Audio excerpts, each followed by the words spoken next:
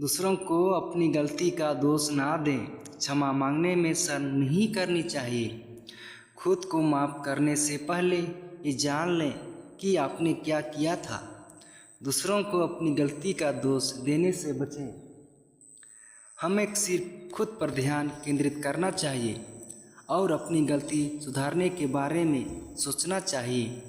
माफ़ी मांगना आसान नहीं होता, लेकिन अगर आप किसी से माफ़ी मांगने के लिए पहल करते हैं तो ये दर्शाता है कि आपसे गलती हुई थी और आप उसके लिए शर्मिंदा हैं। इस तरह आप वैसी गलतियों को दोहराने से बच जाते हैं। कभी भी क्षमा मांगने में शर्म नहीं करनी चाहिए। इससे हमारा अहंकार खत्म होता है। कभी कभी हम खुद को अपनी गलतियों के लिए माफ़ नहीं कर पाते हैं।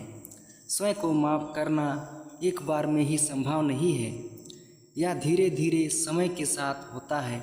इसलिए जब भी आपके मन में नकारात्मक विचार आए तो उन्हें गहरी सांस लेकर उसी समय त्याग दें। अपना ध्यान किसी और काम में लगा लें। अपनी किसी गलती के बाद शर्म से छिप जाना सही नहीं है।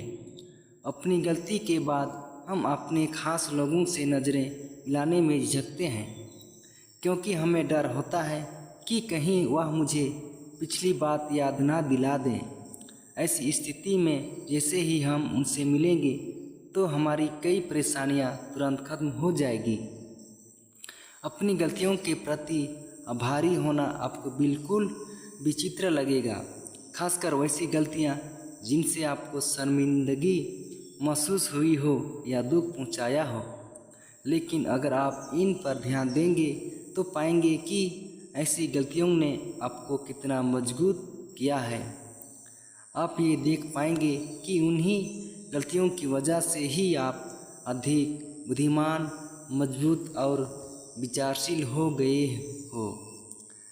हेलो दोस्तों, ये कथन कैसी लगी? कमेंट, शेयर और सब्सक्राइब करके ज़रूर बताएं। धन्यवाद।